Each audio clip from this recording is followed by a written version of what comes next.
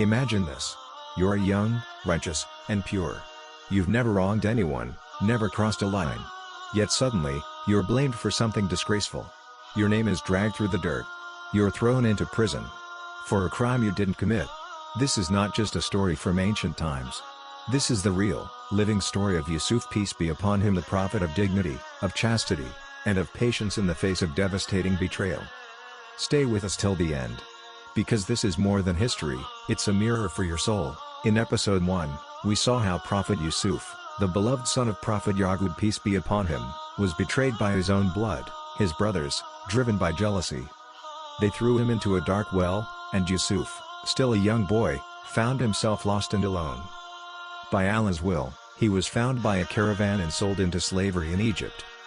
His new life began in the palace of one of the most powerful men in the land, Al-Aziz.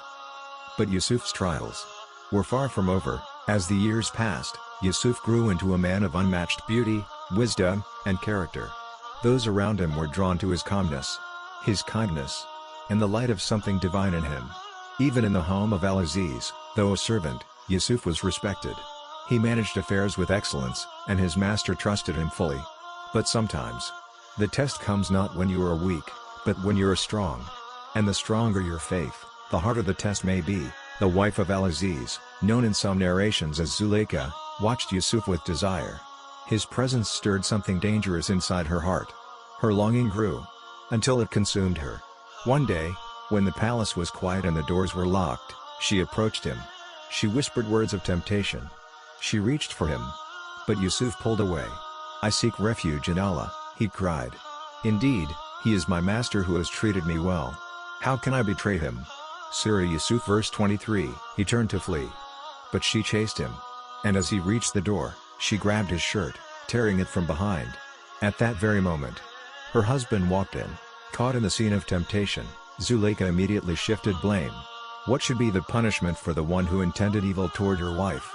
She cried. Except that he be imprisoned or severely punished? But Yusuf, peace be upon him, with calm dignity, defended himself. "It was she who tried to seduce me." Then, a witness from her family stepped forward. He said, "If his shirt is torn from the front, then she is telling the truth. But if it's torn from the back, then she is lying, and he is truthful." Quran 12 verse 26-27. And when they saw the shirt torn from the back, the truth was clear. Yet, the scandal was already spreading. Whispers moved through the city. A woman of power, falling for her own servant? The people were talking. To save face, she doubled down. She invited elite women to her home and showed them Yusuf's beauty. When they saw him, they were stunned, cutting their fingers in awe. "This is not a man. This is none other than a noble angel," they exclaimed. Quran 12 verse 31.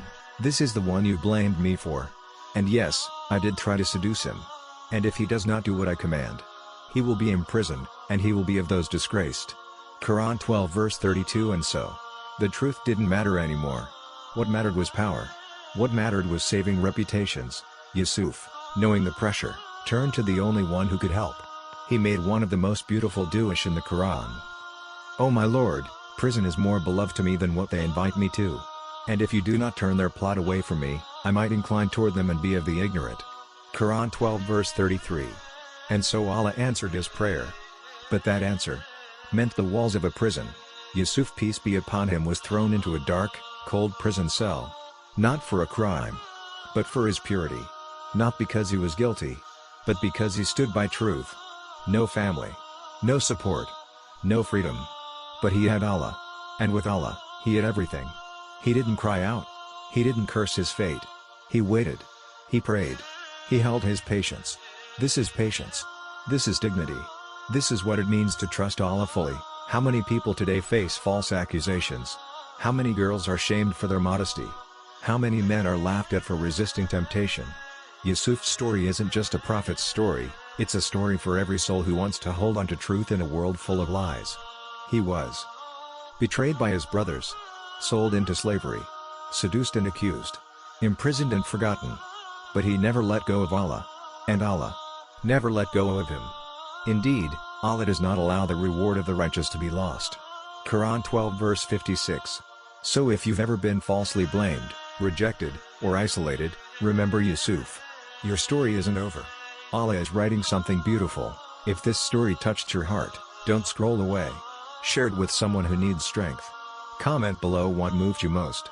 And subscribe, because episode 3 is coming soon.